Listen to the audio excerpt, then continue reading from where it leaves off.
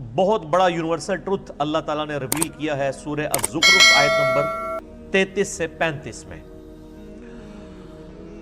وَلَوْلَا أَن يَكُونَ النَّاسُ أُمَّةً وَاحِدَةً، اور اگر یہ ڈر نہ ہوتا کہ سب کے سب ایک امت بن جائیں گے، یعنی سب کے سب یعنی گمراہی کا راستہ اختیار کر لیں گے، ایک ہی گمراہی پہ سب جمع ہو جائیں گے،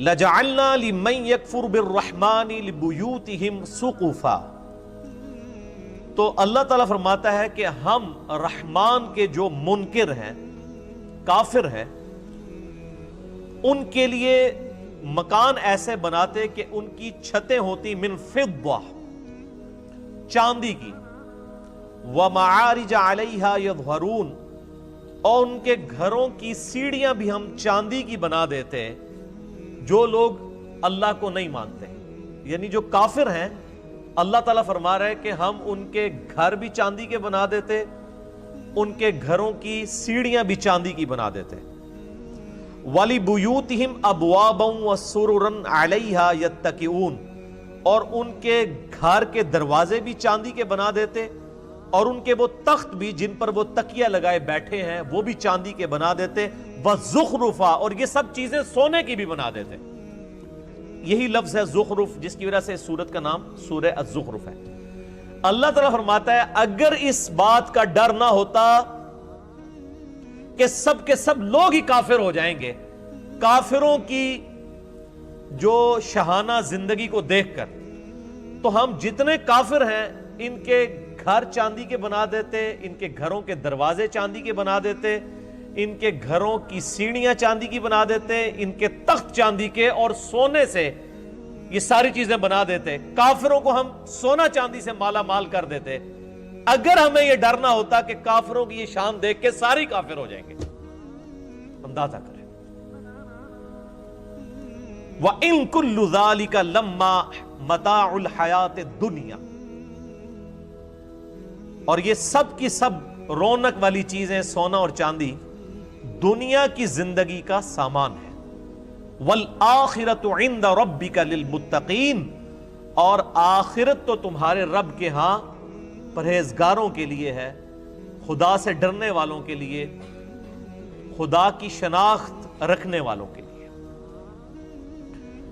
یہ بڑی اہم ترین آیات ہیں۔ اللہ تعالیٰ فرماتا ہے کہ اگر ہمیں اس بات کا ڈر نہ ہوتا کہ کافروں کے سونا چاندی سے بنے ہوئے مکانات، سیڑھیاں، دروازے اور یہ تخت، یہ چیزیں دیکھ کے سب لوگ کافروں سے متاثر ہو کر کافر نہ ہو جاتے، تو ہم کافروں کو یہ سب کچھ عطا کرتے، یعنی اتنی بڑے لیول کی آزمائش ڈال دیتے کہ اہل ایمان پہ یہ آزمائش ڈالتے کہ اب بتاؤ اللہ کی طرف آنا ہے کہ شیطان کی طرف۔ تو ڈر یہ تھا کہ کافروں کی یہ شان دیکھ کے سب شیطان کا راستہ اختیار کر لیتے کہ اے جہاں مٹھا اگلا کس نے ڈٹھا، یعنی یہ دنیا کی لذتوں سے فائدہ اٹھاؤ، آخرت کس نے دیکھی ہے۔ تو اس چیز کا ڈر تھا، اس کے بغیر ہی لوگ رحمان سے غافل ہو چکے ہیں۔ آج کسی کے پاس دولت ہے تو لوگ کہتے ہیں دیکھیں جی اللہ کا بڑا فضل ہے اس کے اوپر، کوئی دنیاوی منصب ہے اس کو وہ اللہ کا فضل سمجھ رہے ہوتے ہیں، حالانکہ یہ ضروری نہیں، فضل ہو بھی سکتا ہے اگر حضرت ابوبکر عمر عثمان و علی والی خلافت ہو، اور یہ اللہ تعالیٰ کی طرف سے آزمائش ہو سکتی ہے اگر جو ہے وہ آل امیہ اور آل عباس جیسی خلافت ہو، سو کالڈ یا ملوکیت۔ تو ان آیات کی روشنی میں میرے بھائیوں یہ بات کھل کے سامنے آ گئی کہ اللہ تعالیٰ نے دنیا میں جس کو بھی کوئی مال و متاع دیا ہے تو وہ دنیا کی زندگی کے برتنے کا سامان ہے، اس کی بنیاد پہ اس کی آخرت کا فیصلہ نہیں ہونے والا۔ صحیح بخاری میں حدیث ہے، نبی صلی اللہ علیہ وآلہ وسلم نے فرمایا دو چیزیں ایسی ہیں جس کے بارے میں اکثریت انسانوں کی اکثریت غافل ہے، ایک صحت اور دوسری فرصت، یعنی اس کو انڈر ایسٹیمیٹ لوگ کرتے ہیں۔ صحت تو کسی وقت بھی جا سکتی ہے، تو جب تک صحت ہے اللہ تعالیٰ کو رسپانس کر لیا جائے، اور فرصت یعنی ٹائم کی اویلیبلٹی، اس کو بھی لوگ یعنی ضائع کرتے ہیں۔ پھر صحیح مسلم میں حدیث ہے، آپ صلی اللہ علیہ وآلہ وسلم نے فرمایا کہ دنیا اور آخرت کی مثال اس طرح ہے جیسے کوئی سمندر میں انگلی ڈبوئے، اس کے ساتھ جو پانی لگتا ہے وہ دنیا کی زندگی ہے، اور سمندر انفینٹ انلمیٹڈ آخرت کی زندگی ہے۔ یہ حدیث بھی آپ کو اس چیپٹر میں مل جائے گی۔ ایک اور حدیث ہے صحیح مسلم کی کہ آپ صلی اللہ علیہ وآلہ وسلم ایک دفعہ صحابہ اکرام علیہم رضوان کو لے کر مدینہ شریف سے باہر نکلے، ایک گندگی کے ڈھیر کے پاس کھڑے ہوئے جہاں پہ ایک گلی سڑی بکری تھی، بکری کا بچہ مرا پڑا ہوا تھا۔ آپ صلی اللہ علیہ وآلہ وسلم نے فرمایا تم میں سے کوئی شخص 1 درہم کے بدلے سے خرید لے گا؟ صحابہ نے کہا یا رسول اللہ کبھی نہیں ہم خریدیں گے۔ تو آپ نے فرمایا اللہ تعالیٰ کے نزدیک پوری دنیا اور جو کچھ اس کے اندر ہے اس کی اہمیت اس گلی سڑی بکری جتنی بھی نہیں ہے، جسے تم 1 درہم میں خریدنا پسند نہیں کرو گے۔ اللہ تعالیٰ، یعنی تم اسے پسند نہیں کر رہے، اللہ کے نزدیک دنیا اس سے بھی زیادہ حقیر ہے جس کے پر لوگ مرتے ہیں۔ پھر آپ صلی اللہ علیہ وآلہ وسلم نے فرمایا، صحیح مسلم میں یہ حدیث ہے کہ انسان کہتا ہے میرا مال میرا مال میرا مال، پھر آپ نے وہ سورہ تکاثر پڑھی، الہاکم التکاثر حتی زرتم المقابر، تمہیں مال کی کثرت کی طلب نے خسارے میں ڈال دیا یہاں تک کہ تم نے قبروں کا منہ دیکھ لیا۔ ان قریب تم جان جاؤ گے، ان قریب تم جان جاؤ گے، یعنی جب قیامت آئے گی کہ مرتے ہی قیامت قائم ہو جائے گی، اور پھر قیامت والے دن تم سے اللہ تعالیٰ نے جو نعمتیں دی ہیں ثم لتسألن یومئذ عن النعیم، ان نعمتوں کے بارے میں پرسش ہوگی۔ تو صحیح مسلم کے الفاظ ہیں، آپ صلی اللہ علیہ وآلہ وسلم فرمایا انسان کہتا ہے میرا مال میرا مال میرا مال، حالانکہ اس کا مال تو وہ ہے جو اس نے کھا لیا یا پہن کر بوسیدہ کر دیا، باقی جو کچھ بچ گیا وہ تو اس کے وارثوں کا مال ہے جو اس کے مرنے کے بعد بانٹیں گے۔ پھر بخاری اور مسلم دونوں میں یہ حدیث موجود ہے، آپ صلی اللہ علیہ وآلہ وسلم نے فرمایا ابن آدم کے پاس اگر سونے کی 2 وادیاں ہوں تو وہ تمنا کرے گا میرے پاس تیسری بھی آ جائے، اس کا پیٹ صرف قبر کی مٹی بھرے گی۔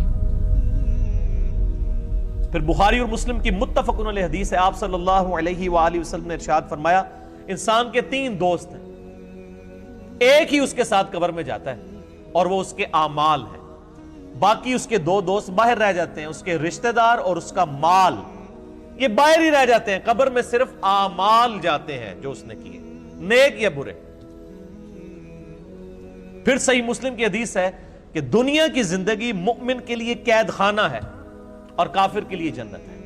جو دنیا میں جنتیوں والی زندگی گزار رہا ہے وہ سمجھ لے کہ اس کی آخرت سٹیک پہ لگی ہوئی ہے۔ یہ ممکن ہی نہیں ہے کہ آپ دونوں جانے مٹھے باؤ، یہ تو ہو ہی نہیں سکتا تھا، یعنی دنیا کی کاسٹ پہ ہی آپ کو آخرت ملنی ہے، جو سورہ توبہ میں آیا کہ ہم نے مومنین کی جانیں اور مال جنت کے عوض خرید لیے ہیں، جان بھی خرید لی مال بھی خرید لیا، تب جنت دیں گے، سورہ توبہ میں آتا ہے۔ تو یہ بڑا مشکل معاملہ ہے، اس کے اوپر فی البدی مجھے یعنی بے شمار احادیث یاد ہیں۔ اس کے علاوہ صحیح مسلم میں ایک حدیث ہے کہ آپ صلی اللہ علیہ وآلہ وسلم نے فرمایا اللہ تعالیٰ نے دوزخ کو شہوات سے ڈھانپ رکھا ہے، دنیا کی لذتوں سے، اور جنت کو ڈھانپ رکھا ہے ناگوار چیزوں سے، یعنی دنیا کی پریشانیاں مصیبتیں۔ یہ صحیح مسلم میں حدیث ہے، اور اس کی ایکسپلینیشن ہے ابو داؤد میں، ترمذی میں اور سنن نسائی کے اندر، کہ آپ صلی اللہ علیہ وآلہ وسلم نے ارشاد فرمایا کہ جب اللہ تعالیٰ نے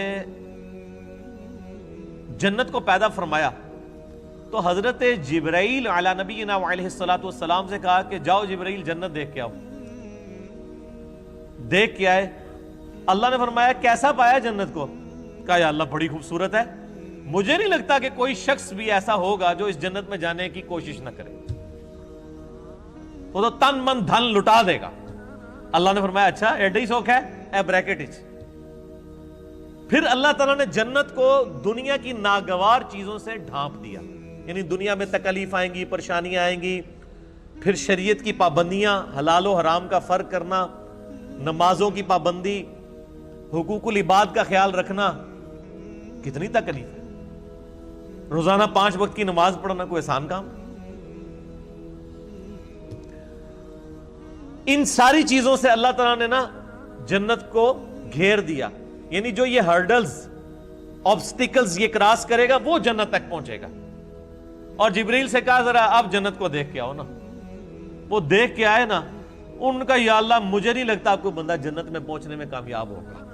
ایڈے کڑگے لا چھڑے نے, پنجابی کہتے ہیں کڑگا, آنکڑے لگا دیے پہنچنے کے لیے. اتنی ہرڈلز, اتنی آبسٹیکلز, مجھے نہیں لگتا آپ کو جنت میں پہنچنے میں کامیاب ہوگا. یہ حضرت جبرائیل فرشتوں کا سردار کہہ رہے ہیں. پھر اللہ نے فرمایا اچھا ذرا دوزخ کو دیکھ کے آؤ, جہنم کو دیکھ کے آئے. کہا یا اللہ اتنا سخت عذاب, مجھے نہیں لگتا کہ کوئی بندہ ایسے عمل کرے کہ وہ دوزخ میں جانے کے لیے کوشش کر رہا ہو. توبہ توبہ توبہ, ایڈا سوکھا ہے. اللہ تعالیٰ نے فرمایا تھوڑی دیر کے لیے, یعنی ان کو سٹے کروا کے, اور دوزخ کو ڈھانپ دیا دنیاوی شہوات سے, دنیا کی لذتوں سے, اور فرمایا اب جا کے ذرا دیکھو. جبرائیل علیہ السلام جب دوبارہ گئے دوزخ کو دیکھنے کے لیے,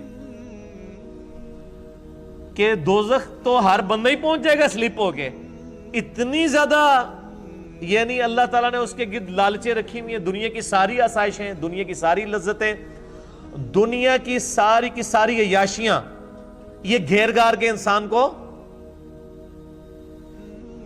دوزخ میں لے جانے والی. تو جبرائیل علیہ السلام نے کہا یا اللہ مجھے نہیں لگتا کہ اب کوئی شخص دوزخ سے بچ پائے گا.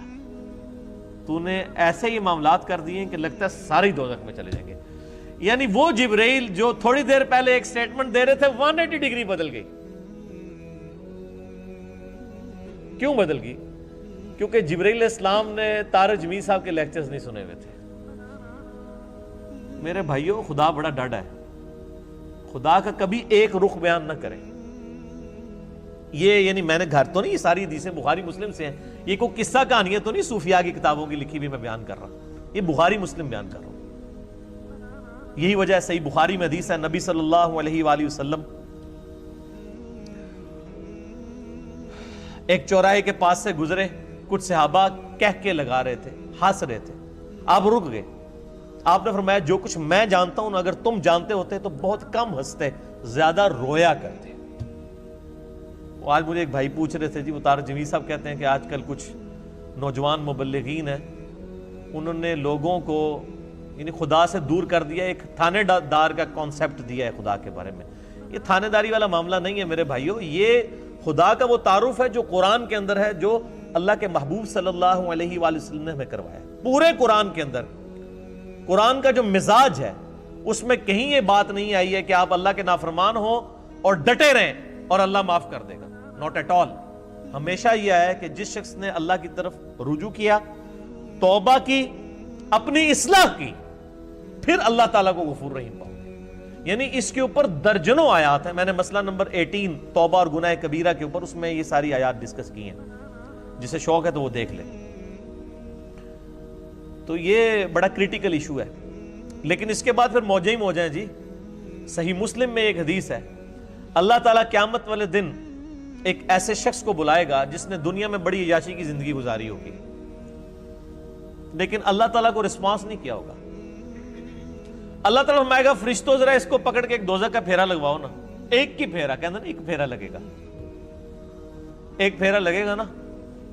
اللہ تعالیٰ اس کو بلا کے پوچھے گا ہاں بھائی کوئی دنیا میں تو نے آسائش کا دن گزارا؟ کہے گا یا اللہ تیری عزت کی قسم میں نے دنیا میں کبھی آسائش نہیں پائی. حالانکہ پوری زندگی عیاشی گزری ہے, لیکن دوزخ کا ایک پھیرا وہ سارا نشہ کافور کر دے گا, سارے کا سارا نشہ. ابھی آپ دیکھ لیں نا, عیاشی کی زندگی ہوتی ہے, جیسے ہی جناب گردے فیل ہوتے ہیں, شوگر ہو جاتی ہے, وہ جناب کل میں وہ پرویز مشرف صاحب کی ایک آن لائن ان کو لیا ہوا تھا صحافی نے, وہ تو لگ ہی نہ تھا, وہ مشرف ہے, اس کی تو آواز ہی نہیں تھی نکل رہی, کس طرح مکے لہراتا تھا. اور اب مجھے تو پہلے لگا شاید کوئی عورت بول رہی ہے, پھر میں نے غور سے دیکھا, میں نے کہا تو مشرف صاحب ہے, آواز بھی بیٹھ گئی. یہ وقت کے ساتھ ہر چیز کافور ہو جاتی ہے. تو اور پھر اسی مسلم شریف کی حدیث میں آتا ہے کہ اللہ تعالیٰ کہے گا کہ اس شخص کو بلاؤ جس نے دنیا میں بڑی مفلسی کی زندگی گزاری لیکن مجھے رسپانس کیا, اور فرشتوں ذرا اسے ایک جنت کا پھیرا لگاؤ نا. وہ ایک پھیرا لگوائیں گے نا، پھر اللہ پوچھے گا اوے دنیا میں کوئی تکلیف دیکھی؟ کہے گا یا اللہ تیری عزت کی قسم کوئی تکلیف نہیں دیکھی۔ اگر یہ ہمیشہ کی کامیابیاں مجھے ملنی تھی تو وہ تکلیف ہی بھول جائے گا۔ دنیا میں بھی ایسا ہی ہوتا ہے کہ انسان کو جب اپنی محنت کا پھل ملتا ہے تو انسان کو وہ، یعنی میں اکثر کہتا ہوں کہ ہم یونیورسٹی لائف کے اندر کتنی مشکل سے پڑھتے تھے، میکینیکل انجینئرنگ کے دوران پوری رات جاگ کے فجر پڑھ کے سویا کرتے تھے، آج ہمیں یاد بھی نہیں ہے کہ ہم نے وہ 5 سال کس تکلیف میں کاٹے ہوئے ہیں۔ حالانکہ یہ آسائش بھی ختم ہو جانے والی ہے، اصل زندگی تو آخرت کی ہے۔